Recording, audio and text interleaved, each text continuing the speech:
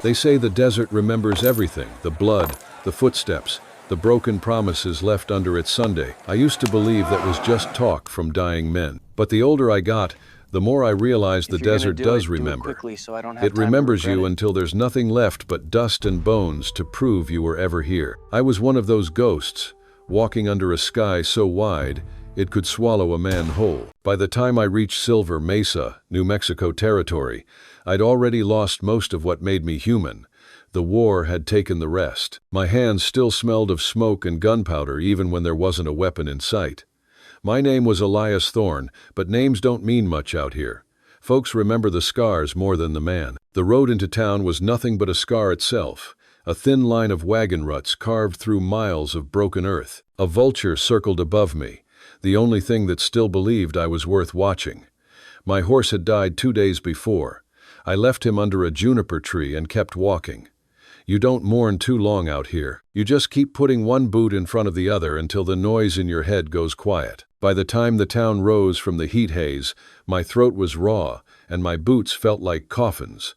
Silver Mesa wasn't silver, and it sure as hell wasn't a mesa. Just a handful of shacks clinging to the edge of nowhere, one church without a bell, 2 saloons, and a jail that looked like it was holding itself prisoner. That evening, I had a single silver dollar left, 1 coin worn smooth by time and sweat. I wasn't saving it for whiskey or salvation. I just liked the weight of it, the sound it made when I flipped it in my palm. Something alive in a world that wasn't. I stood outside the Dead Lantern Saloon, watching light spill through its warped windows.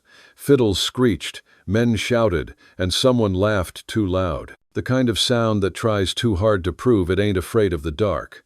I pushed through the bat wings, swallowed by smoke and sweat and piano noise. The saloon in Silver Mesa was called the Dead Lantern, though there was nothing dead about it, just the kind of life that burns too hot and ends too fast. The piano was out of tune, the laughter mean, and the floor sticky with yesterday's sins. I walked in slow, the way you do when you've got nothing left to lose and too much silence in your head. The air smelled of spilled whiskey, cheap perfume, and gun oil. The kind of blend that sticks to your clothes longer than regret. Men looked up from their cards, sizing me like cattle. I wasn't worth much. Dust on my boots, coat torn at the shoulder, hat brim low enough to hide the eyes. But one man at the back wasn't looking at me. He was dragging a girl forward with a rope. Her hair was black as a thundercloud, long and tangled, her hands tied before her. She didn't fight, didn't speak, just looked at the crowd with a fire that made men uncomfortable. She was Chiricahua Apache, that much I knew from the way her chin lifted, proud even when bound. The slaver, Harlan Pike, had the kind of grin that made you want to break teeth. He slammed his boot on the table and called out, "One night with the Redbird, highest bid takes her." Laughter roared, coins clinked. Words I'd heard 100 times, maybe more. But something in the way she stared steady, fearless, cut right through me. She looked at me once, and it was like standing too close to lightning. She wasn't pleading. She was daring. Daring every man in that room to remember he still had a soul. Most of them looked away. I didn't. I don't know why I moved. Maybe because I'd seen too many people chained. Maybe because I was tired of walking away. I pushed through the stink and noise, laid my last dollar on the table. 1 coin. The room fell quiet enough to hear the wind scratch the windows. Pike blinked, then sneered. "Ain't much of a bid." "It's enough," I said. "For what?" "For her to never see this place again." A few men laughed uncertainly, waiting to see who would throw the first punch. None did. Pike's eyes narrowed, weighing madness against profit. Finally, he shrugged and tossed the rope at my boots. "Fine, preacher. She's yours for $1. Don't bring her back when she cuts your throat." The crowd howled again, some from drink, some from hate, most because they didn't know what else to do. But I wasn't listening. I looked at her, then at the rope. Instead of picking it up, I drew my knife. The steel caught the lantern light. A hush spread as I sliced through the bindings. The sound of rope parting was small, but it cut through that saloon louder than any gunshot. She didn't run, didn't thank me either. She just stood there, rubbing her wrists, staring at the knife now in her hands. Her eyes flicked to mine, measuring, not grateful. I nodded once and turned toward the door. "You can walk wherever you want," I said. "Just don't walk behind me." The door swung shut behind us, and the desert swallowed the noise. Outside, the wind smelled of dust and rain that never came. The street was empty except for the moonlight bleeding off the tin roofs and a stray dog sniffing at an old boot. I heard her footsteps a few paces behind me anyway. She followed, not because she trusted me, but because the world behind her was worse. We walked until the town lights faded to ghosts. The night stretched forever, cold and watching. My boots crunched over dry weeds. Somewhere in the dark, a coyote cried, and it sounded like a prayer for the lost. When we stopped, I built a small fire from mesquite twigs and gave her half my canteen. She didn't drink right away, just watched me. Her eyes were old eyes, older than mine. "Why did you buy me?" she asked finally. Her English was careful, shaped by anger more than accent. "Didn't buy you," I said. "Bought a chance to see someone walk free." She frowned, suspicion sharp enough to draw blood. "And what do you want from me now?" "Nothing," I said. "But if you plan to kill me for it, wait until I'm asleep. I'd rather not see it coming." Her gaze didn't waver. For a moment, the fire cracked between us like judgment. Then she turned away, drawing her knees close, eyes fixed on the stars. The silence stretched long enough to grow roots. Crickets rasped in the brush. The fire popped.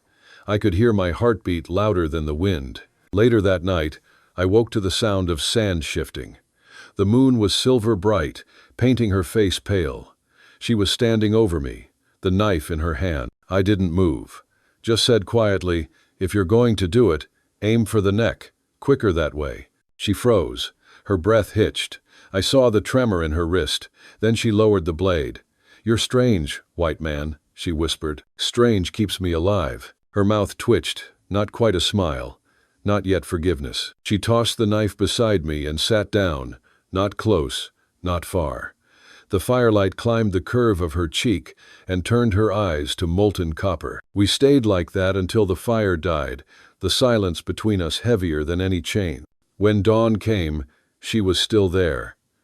She'd braided her hair, cleaned her face in the creek, and looked different.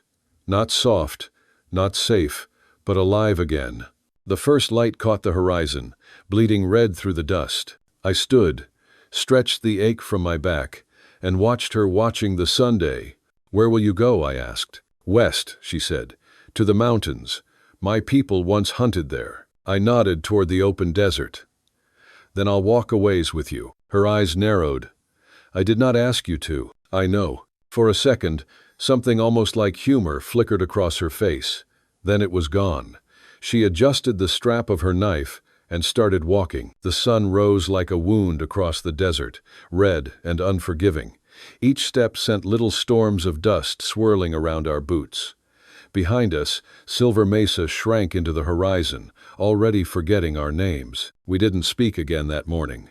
But when the wind picked up, I could hear her footsteps beside mine, steady, certain, alive. She never walked behind me again. If you enjoy the story, hit that subscribe button right away. And if you don't, then just hit the like button anyway, to keep more Wild West love stories coming. We rode the silence west.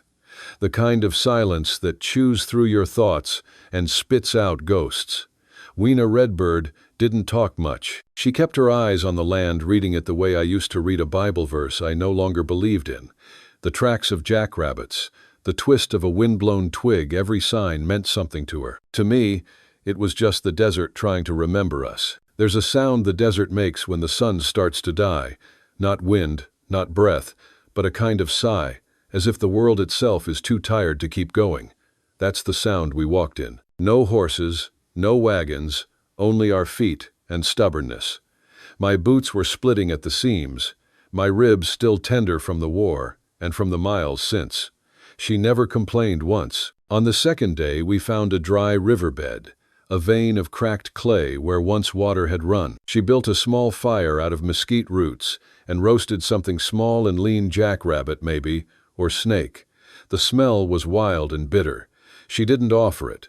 I didn't ask. But halfway through, she tore the piece in two and set half by my side. That was her version of peace. We ate in silence. The sky deepened to iron blue, then to black. Coyotes began their sermon to the moon, and the desert listened. I pulled my coat tighter and leaned against a boulder, watching the flames carve gold across her face. Every motion she made was clean, efficient, born from a life that had learned to waste nothing. After a while she spoke not to me exactly, just to the dark. "This land remembers blood," she said. "It drinks it, but it never forgets." "I know," I said quietly. "I spilled some of it myself." She glanced over, her eyes reflecting the fire. "You are a soldier." "Was," I said. "Now I'm just a man trying to keep walking." That was the end of that. She went still again, like a shadow folding itself back into the night. By dawn, the wind had picked up. Dust crawled through every seam in my coat, every crack in my skin.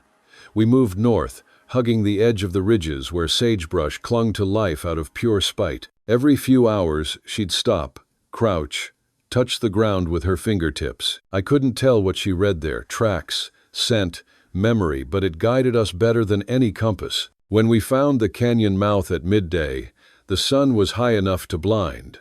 The red rock walls rose like teeth on both sides, narrow and cruel. I'd passed through that cut years ago, when bounty men still hunted deserters for coin. I remembered the smell of death then, and it still lingered, gun oil, sweat, and fear baked into stone. Nothing good ever came from those walls. I stopped at the entrance. "Keep close," I said. She didn't answer, only shifted her knife to her belt and nodded once. Her face was unreadable, but her shoulders were set the way a fighter's are expecting trouble. We entered the canyon. The light dimmed, the heat trapped between the cliffs. Even the wind held its breath.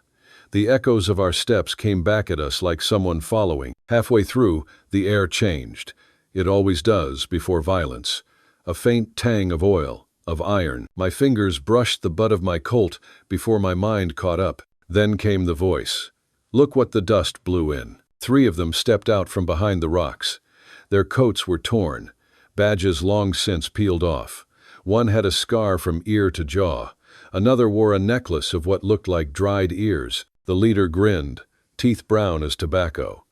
"Heard there's good money for redskins brought in breathing. You two just saved us the trouble of hunting." "Oh." I stepped forward, hand hovering near my Colt. "She's not for sale." The man chuckled. "Ain't up to you, preacher. $10 says she looks better screaming." He reached for his rifle. I didn't let him finish. My gun cleared leather and fired twice, fast as breath. The one with the necklace dropped first. The second shot went wild, splintering rock by my head. "Run!" I shouted. Weena didn't. Not at first. She froze like she'd seen this picture before, the kind where every ending bleeds. I yelled again, and then she moved, vanishing into the cut between boulders. The third man came in close, swinging his rifle like a club. We slammed together, my back hitting stone. The smell of whiskey and sweat filled my lung. I caught a glimpse of his teeth just before my elbow found his jaw. The rifle went off between us, flash blinding, sound hollow. When my vision cleared, he was down, and I was bleeding, side ripped open by something hot and cruel. I stumbled deeper into the canyon, firing until the gun clicked empty. The echo chased itself off the walls like laughter from the dead. Then there was just the wind again and the sound of my own heartbeat slowing. I dropped behind a rock and pulled a small oilskin bundle from my coat inside. A knife and a hand-drawn map, nothing more. I set them on the dirt where the trail forked, hoping she'd find them. Maybe she'd make it farther than I ever would. The world tilted. Blood soaked my shirt, thick and sticky. I leaned back against the stone and looked up. The sky above the canyon was a strip of merciless blue, thin as a blade. "At least she gets to keep walking," I whispered. Footsteps, light, careful, not boots, bare feet. "Damn fool," I muttered before I saw her. She came from the shadows with a rifle in her hands, one of theirs. Her arms trembled, but her eyes didn't. The next shot she fired cracked the canyon open. The last bounty man spun and fell, face first into the sand. When the echo faded, she stood still, breathing hard. Then she dropped the gun and came to me. "You came back," I said. My voice sounded like gravel under wheels. I do not leave people who protect me, she said. Her hands were small but strong as she tore a strip from her skirt and pressed it to the wound. The fabric darkened quick. I tried to laugh and coughed instead. You were supposed to run. I chose not to. The words hung there, quiet as a prayer. She tied the cloth tight. Face close enough I could see the firelight in her eyes, though there was no fire, only the reflection of blood and sky. Then she sat beside me.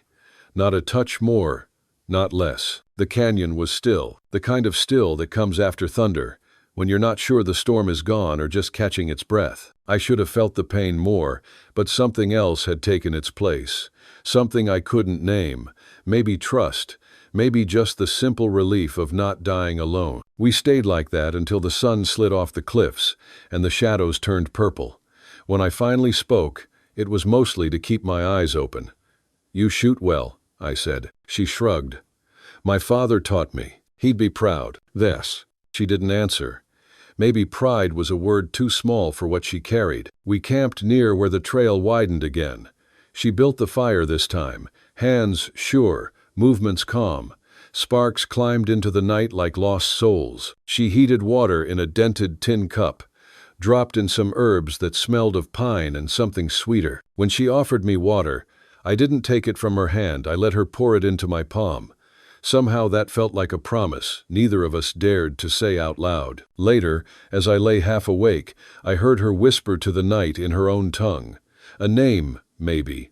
A prayer. The sound was low and rhythmic, like the heartbeat of the earth. The firelight danced over her face, softening the edges I'd only seen sharpened by rage. I realized then that I didn't even know what I'd been saving that last dollar for. Maybe for this. For the chance to see someone like her breathe free air again. The wind sighed through the canyon like a tired god. The stars were bright enough to make me dizzy. Somewhere, a coyote called again, the same voice from Silver Mesa. Maybe, still asking the desert to remember mercy. I drifted off thinking of the sound her name made against the wind. Weena Redbird. It fit the desert, beautiful and dangerous. Built for flight but somehow still here with me. And as sleep took me, I knew one thing clear as the stars above us. The desert might remember everything, but for the first time, maybe it would remember something good. If you like Wild West love stories or Wild West stories, drop a bunch of 1 second and your place in the comments for the Wild West Love channel. Tell me where you're listening from so I don't feel so alone out here. The desert cools fast after blood is spilled. That night, the stars hung low enough to touch sharp as glass and just as cold. The air had that strange silence only the aftermath of violence knows. Every sound, from the whisper of sand to the hiss of the dying fire, felt like it belonged to something older than language. I lay by the flames, my side wrapped in Weena's bandage, the ache dulling under the rhythm of her breathing. She sat across from me, her silhouette cut from shadow and firelight. Her face flickered between worlds, half spirit, half survivor. The desert turned people into both, if they lived long enough. It had been a long time since I'd seen another human without suspicion. Maybe that's why I started talking. There was a boy, I said. My voice came out rough, cracked by too many dry miles and too many things unsaid. Back in the war. Georgia, I think. His name was Isaiah. Barefoot. Skin dark as river clay. Eyes like he'd seen too much for 10 years old. Weena looked up, but didn't interrupt. She didn't move much when she listened, just the slow tilt of her head, like she was measuring the weight of truth in a man's words. I found him hiding in a barn after a skirmish, I went on. He was hungry, shaking, but still proud enough not to ask for food. I gave him water, hid him under my coat when my company passed through. Thought I could save him. The fire popped, sending a small spray of sparks into the night. The smell of burning sage curled through the air, clean and bitter at once. But they found him. My captain said I was harboring a runaway. They beat the boy until I couldn't hear him cry anymore. Then they told me to watch. I didn't.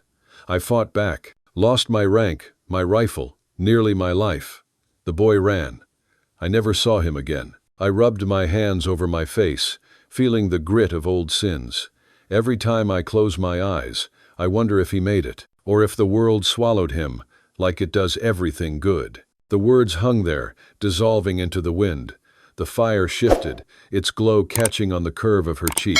She was still watching me, but not like a woman listening to a confession, more like someone standing at the same grave. For a long while, all I heard was the wind sliding through the sagebrush.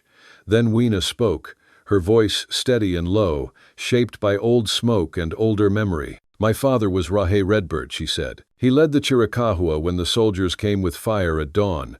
I was a child. I saw him die holding his knife against their guns. She didn't blink as she spoke. The firelight painted her eyes in bronze and shadow. My mother hid me among the rocks. They killed her too. The army burned our tents, our horses, even our songs. After that, I was taken, sold, given new names by men who could not pronounce my own. She stopped, staring into the flames as if they owed her an answer. I told myself I would never bow, never break, but I did. Every day I breathed in chains. I broke a little more. Her hands clenched around her knees. I could see the tremor she tried to hide, the small betrayals of strength learned too young. You cut my bonds, she whispered finally, but you cannot cut what lives here. She touched her chest. I carry it like a stone. For a moment, neither of us moved. The wind sighed through the brush, and somewhere a coyote gave a lonely, laughing cry. I didn't say anything at first. Words felt too small, too clean. Maybe her truth deserved silence. But silence, left too long, starts to rot into guilt. After a while I said, maybe you don't cut it. Maybe you just let it wear smooth over time. Her head turned, eyes glinting like iron under the firelight. You talk like a priest, she said. I used to pray like one, I answered. Now I just talk to the wind and hope it listens better than God did. That earned me the smallest smile, not soft, not kind, but human. The kind of smile that says, you don't understand, but you tried. We sat that way until the fire burned down to coals. Coyotes sang in the distance, their cries echoing off the rocks like mourning songs. Somewhere, an owl called once, then again, as if confirming we were still alive. The desert didn't feel like a grave anymore. It felt like a room, with the door cracked open. Weena reached into her pouch and pulled out something, a feather tied with red thread. It twisted in the shimmer of the firelight, the red thread catching every flicker like a pulse. This belonged to my father, she said. He wore it when he hunted, said it kept the spirits close. I kept it even when they beat me for it. She turned it in her fingers, the thread rubbing against her calloused skin. I watched it move like something alive between us. She offered it to me. I shook my head. It's not mine to take. It's not a gift, she said. It's a burden. Sometimes sharing it makes it lighter. The fire hissed as if it understood. I hesitated, then took it. The feather was warm from her hand, the thread coarse but steady. For the first time in years, I felt something like belonging, quiet, undeserved, but real enough to hurt. When she spoke again, her voice had changed, less armor, more truth. Why didn't you leave me in the canyon? I've done enough leaving, I said. Didn't figure I'd like myself much if I did it again. Her gaze held mine across the dying fire. No softness there, only understanding. The kind that comes when two broken things recognize each other and stop pretending they're whole. We sat like that a long while. The coals faded to dull orange. The stars wheeled slow above us, and the desert seemed to breathe between our silences. You think the world ever forgives? She asked suddenly. I thought about it. No, I said, but sometimes it forgets long enough for you to start over. That made her laugh, a short, rough sound that almost broke me. It wasn't joy, not yet, but it was something alive. She leaned back, resting her weight on her palms, face tilted toward the stars. My people say the sky keeps every soul that ever died, she said. Maybe that's why it looks so heavy. Then maybe it's time the sky learned to carry something lighter, I said. Her eyes met mine again, and for a heartbeat, the whole damn desert went still. No wind, no sound, just that look, fierce and fragile all at once. For a long time, neither of us looked away. The stars turned overhead. The fire sank into embers. And somewhere in the quiet, I realized we were no longer two strangers surviving. We were something else now, two broken halves learning how to stop bleeding. When sleep finally came, It wasn't the haunted kind. It was heavy, real, the kind that stays until the sun warms your bone. I dreamed of a boy with river clay skin and a girl with thunder eyes, walking side by side through a land that had stopped trying to kill them. When morning came, it brought that dry, honey-colored light the desert saves for the living. I woke to the sound of a blade being drawn slow from its sheath. For a heartbeat, the war came back, the noise, the panic, the certainty of dying. Then I saw her crouched by the fire, knife drawn, watching the horizon. The red light painted her skin in gold and shadow. Her hair had come loose from its braid, and the wind caught it like smoke. She didn't look afraid, just ready, always ready. "Something coming?" I asked. She didn't turn. "Always," she said. Then she smiled just barely. It was the first time I'd seen her do it. It wasn't the kind of smile that heals. It was the kind that says, maybe someday. "Hey there. Friend, take a moment and get yourself a full glass of water. It's easy to forget, but staying hydrated is crucial for your health. Also, if you've been sitting for a while, do a quick lap around the room and give your eyes a break from the screen. Your body will thank you." By the time we reached the mountains, the land had started to breathe again. The air smelled of pine and wet stone instead of dust and death. For the first time in months, I saw a creek that still remembered how to sing. Weena walked ahead of me, sure-footed and quiet, like the land itself had taught her how. She said we were close to her people, what was left of them. I didn't ask questions. Some things you don't rush. When the smoke rose beyond the ridge, I knew it wasn't from firelight or gunfire. It was home fire. The kind that doesn't burn, just reminds you what warmth is supposed to feel like. We came down into a hollow ringed by cedar and rock, hides stretched between poles, dogs barked, children's laughter drifted like music until they saw me. Then it stopped cold. Weena stepped forward, speaking in her language, fast and full of heat. The words came like arrows, sharp and urgent. I didn't need to understand to know what she was saying. "Don't shoot him yet." A man came out from one of the lodges. Broad shoulders, hair braided with silver, eyes sharp enough to cut. He carried authority like a weapon. "Takei," Weena said under her breath. "My uncle. He leads the Hidden Ashes band now." He looked at her, not me. His voice was steady, thick with disbelief. "We buried you in our prayers." "I escaped," she said. His gaze slid to me, slow as a knife leaving its sheath. "And this man? He saved me," she replied. Takei's jaw tightened. "No white man saves without taking first. He took nothing. He took you from your people. That is already too much." I stood there, hands open, saying nothing. There are moments when words only make the rope tighter. Finally he spoke to me, his English heavy but clear. "You speak soft, stranger, but your skin carries war. I have buried sons who bled by hands like yours." "I've buried people too," I said. "Some I killed, some I couldn't save." The camp murmured, some angry, some curious. Takei stepped closer, until I could see the pale line of an old scar running across his throat. "You want to stay among us?" "No," I said. "I want her to be safe." The wind shifted between us. For a moment, all I heard was the creak and the faint whistle of a hawk overhead. Then Takei nodded once. "Then prove she is worth saving." Weena frowned. "How?" He turned, drew his knife, and held it out to her hilt first. "Do what your father would have done to an enemy brought to our fire. Kill him, or leave with him and never return." The air went still. Children froze. Women watched, from behind hides.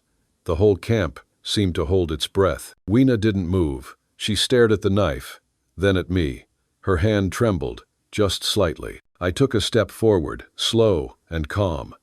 "If this is the end," I said, "then it's yours to give." She looked at me, eyes full of storm.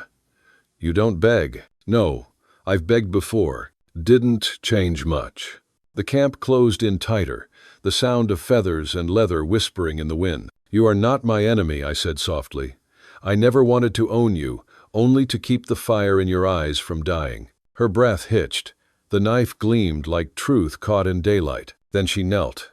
Slowly, deliberately, she laid it in the dirt between us. Gasps rippled through the circle. Takei's expression didn't change, but his eyes flickered anger, confusion, maybe respect. Weena rose, her voice cutting through the air like a blade. This man did not come to take. He came to return what was stolen. He gave me my choice, and I choose not to kill him. Someone muttered, "He's still white." She turned toward the sound. Then let his actions speak, not his skin. For a long moment, there was nothing but wind. Then an elder woman stepped forward. Her hair was white as salt, her eyes like embers that refused to die. "The girl carries her father's spirit," she said, "and the man bleeds for her. That counts for something." The murmurs softened. A young warrior lowered his bow. Takei bent down, picked up the knife, turned it in his hand. Then he looked at me. "You could have fought," he said. "I've done enough fighting." He nodded once, then handed the blade back to Weena. "Your truth saved him. Maybe it saves us all from another blind hate." The circle broke. The people moved. Smoke rose again. The world started breathing. That night, the fire burned brighter than it had in years. Children laughed again. The drums sounded not for war, but for living. I sat beside Weena, the warmth of the flames painting her face gold. She looked at me. "You were ready to die for me," she said. "I was ready to keep a promise," I answered. "What promise?" "That no one would ever own you again." She stared at me for a long moment, then said quietly, "Maybe I'll start believing you." I smiled. "I'll take maybe." Love. The stars above the ridge blinked awake, old witnesses to a world trying, for once, to heal itself. If you're watching on TV, don't hesitate, grab your phone and hit subscribe to my channel so you'll never miss out on our amazing characters. The wind changed before the horses came. It always does. I was sitting by the fire, sharpening a dull blade, when the dogs started barking and the women began to pull children into their lodges. The air tasted of dust, metal, and something meaner men. Takei stormed out first, bow in hand. Weena was right behind him, knives strapped to her hips, hair bound tight. Her eyes met mine across the campfire. She didn't have to say a word. We both knew. "They're coming," she said. "Yeah," I replied, "and not for a chat." We climbed the ridge as the thunder of hooves rolled in from the south. There they were 7 riders cutting through the dusk like a curse. Harlan Pike rode at the front, grin wide, eyes small and hateful beneath his hat. "Evening, savages," he called, his voice rolling across the valley. "I've come to collect what's mine." Takei stepped forward, chin high. "You have no claim here." Pike laughed, that low rattlesnake sound. "The girl's property bought and sold. I'm here to take her back. You can keep the rest of your mud huts." I walked to Weena's side. "You'll have to go through me." His eyes narrowed. "You again. Should have let you die in that canyon." He raised his hand. His men leveled rifles. The world exploded. Arrows flew first, silent death in the twilight. 2 riders dropped before they fired, but the others opened up with pistols and repeaters. Bullets tore through hides, pottery, fire pits. The camp erupted in screams and smoke. Weena moved like shadow and flame, loosing arrows faster than breath. Takei shouted orders, his voice thunder over thunder. I grabbed a fallen rifle and dropped behind a wagon, firing until my shoulder burned. Then I saw her, a little Apache girl, no more than 6, frozen near the corral, clutching a feather doll. A mercenary spotted her too. His pistol came up, black against the red sky. I didn't think. I ran. The shot cracked. Heat slammed into my back. The ground vanished. I landed hard, pulling the girl beneath me as another bullet split the dust beside her. Pain came slow, then fast, then everything at once. The world tilted, and for a second, I thought maybe the desert was finally taking me back. But Weena's scream cut through it all. She came out of the smoke like a storm, knife flashing. The man who'd shot me never saw the blade until it was already in his throat. The rest broke. Some ran, some fell. Pike tried to crawl away, but Takei caught him. One swing of his club ended the argument. When the smoke cleared, the camp still stood, but quieter, smaller. The air smelled of blood and gunpowder and victory. Weena dropped beside me, her hands slick with my blood. "You fool," she whispered. "Why did you run into fire?" I smiled, or tried to. The girl reminded me of someone, a boy I couldn't save. Her jaw trembled, but she kept pressure on the wound. "Stay with me, Elu." "I'll try," I said, though the edges of the world were already going soft. The little girl, Nan, they called her, wrapped her tiny arms around my neck and refused to let go. The pain came first, sharp as memory, then dulled into drifting. I floated somewhere between fever and wind, hearing voices that sounded far away. Sometimes I felt cool water on my lips, sometimes a song low, in a tongue older than the hills. When I woke, the light was golden and soft, a woven ceiling above me, the smell of herbs and smoke all around. Weena sat beside me, her hair braided, hands stained green from poultice. Her eyes were tired but alive. "You were gone for 3 days," she said quietly. "We didn't think you'd wake." "How many?" I croaked. "3 wounded, none dead. You saved the girl." I nodded weakly. "Good trade." She smiled, then small but real. "You're stubborn." "So I've been told." Days turned into weeks. I learned to walk again. Wherever I went, people nodded not with smiles, but respect. In this land, silence means belonging. One morning, Weena led me up the ridge. Below us spread a wide valley, the trail cutting through it like a scar. But there was something new down there. A corral, a well, a rough wooden post with words carved in 2 tongues, Apache and English. "What's this?" I asked. "Our idea," she said. "A resting place for travelers. Not a town, just a place to stop, to talk, to breathe." I stared at it. "And who's going to run it?" She looked at me. "We are." For the first time in a long while, the wind didn't feel empty. "You never asked me to stay," she said softly. "I never wanted to trap you." Her smile could have stopped the Sunday. "You didn't buy me, Elias Thorne. You gave me back my choice, and I choose you." I touched her cheek, rough thumb against warm skin. "Then I'll stay if you'll have me." She nodded once. "Forever is too big a word for people like us, but we can start with today." Years later, they called the place Mesa Crossing.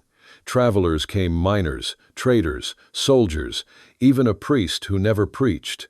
Children from both worlds played in the dust. They spoke 2 languages, sometimes 3, and no one cared which came first. Sometimes strangers asked about the man and woman who built it. Folks said he'd once spent his last dollar not to buy a woman, but to buy her freedom. Said she'd once walked out of chains and never looked back. I don't know if the desert remembers us. Maybe it does. Maybe it doesn't need to, because every dawn that breaks over Mesa Crossing feels like proof that something good survived the fire. Freedom isn't the right to run. I wrote once in a letter I never sent. It's the courage to stay when love asks you to. Today's story is about pains that seemed to have no way out until a small ray of light changed everything. Do you believe that, even in the darkest times, there's always a miracle waiting at the end of the road? And if deep down you still believe that God is watching over you, quietly arranging everything, then right now, leave a comment, Amen, below this video. Because who knows, at the very moment you write it, a blessing may quietly find its way into your life.